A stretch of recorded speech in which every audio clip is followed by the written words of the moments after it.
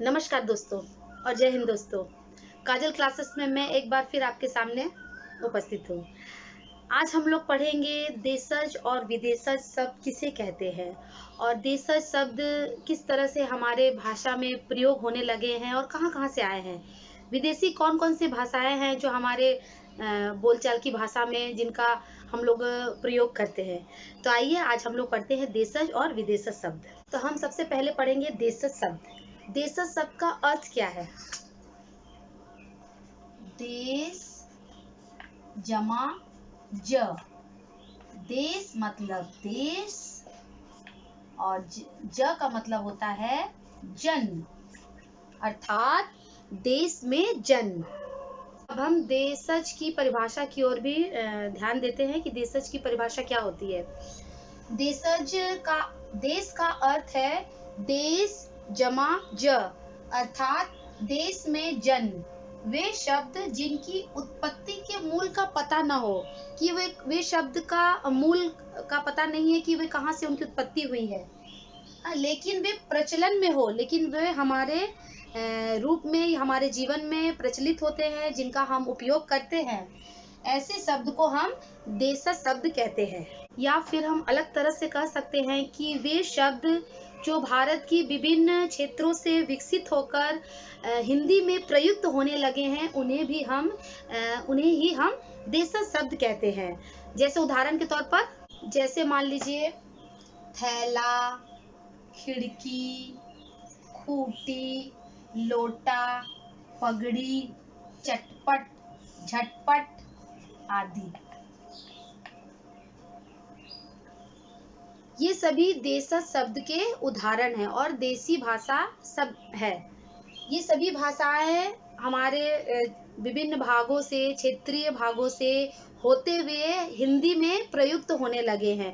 कालांतर में होते होते ये पहले किसी क्षेत्र में प्रयोग किए जाते थे, उसके बाद हमारे हिंदी में इसको हम लोगों ने इसे उपयोग में लाना शुरू कर दिया, तो इन्हें ही हम देशज शब्द कहते हैं। अब हम पढ़ेंगे विदेशज शब्द। विदेशज शब्द किसे कहते हैं?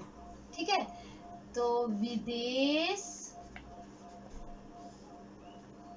प्लस या जमा ज, विदेश का मतलब होता है विदेश और ज मतलब जन्म, अर्थात जिसका जन्म विदेशों में हुआ है उसे हम विदेशज शब्द कहते हैं। अब हम देखते हैं विदेशज शब्द की परिभाषा क्या है। विदेशज, विदेश शब्द का अर्थ है विदेश, विदेश शब्द का अर्थ है विदेश जमा ज, अर्थात विदेशों में जन्मा।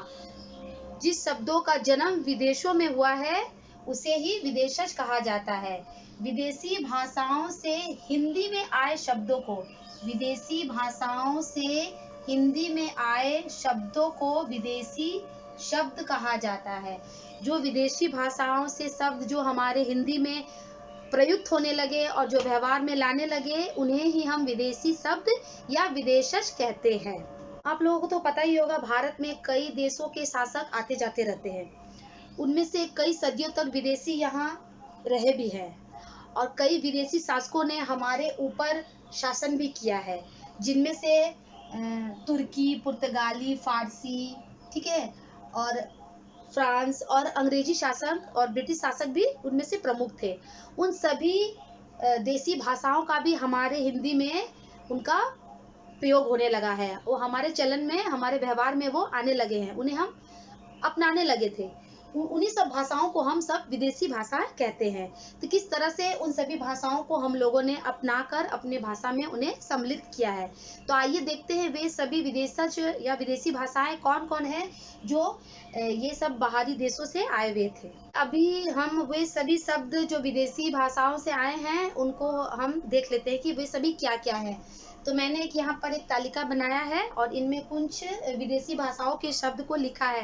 वैसे तो विदेशी भाषाओं के शब्द बहुत होते हैं, ठीक है, आप लोगों को ढूंढने पर भी मिल जाएंगे, लेकिन उसके लिखने के लिए मेरा ये बोर्ड भी छोटा पड़ेगा।